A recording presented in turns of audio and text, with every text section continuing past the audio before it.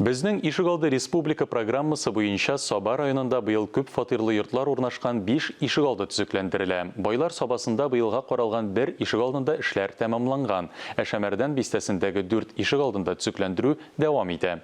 2024 елга кадәр районда барлыгы 50 Ишегалдын тәртипкә китерү күздә тотыла. Теманың дәвамы киләсе репортажда. Иң төп эш бүген Шәмәрдән авылындагы Совет урамы 2нче йорт урнашкан Ишегалдында бара. Иң күләмле эшләрдән нәкъ менә шушы Ишегалдына каралган. Төзекләндерүгә Казан шәһәренең прогресс оешмасы алынган.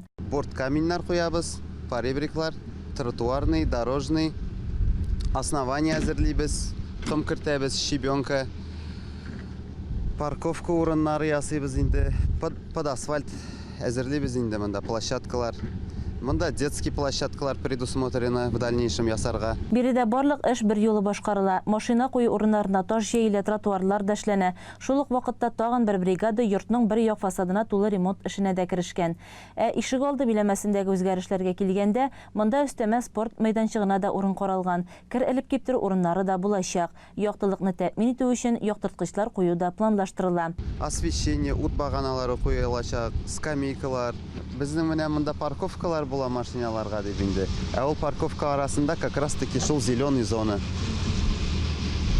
Чәчәк урыннары, чәчәк, үлән, газон.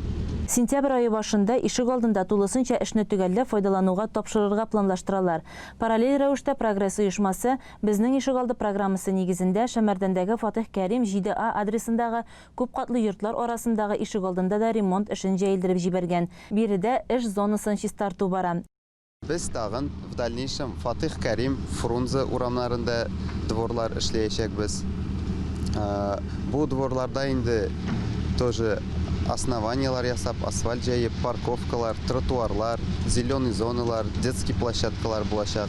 Шәмәрдән авылында социаль ипотека программасы буенча да төзелешләр дәвам итә. Мәктәп урамында 3 катлы йорт төзелә. Бу исә тагын 12 гаилә яңа фатирлы булачак дигән сүз.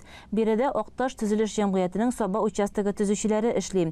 Бүген эчке якта буяу, электр энергиясе сузу һәм башка шундый эшләр бара. Йортны сентябрь аена тапшырырга ниятлиләр.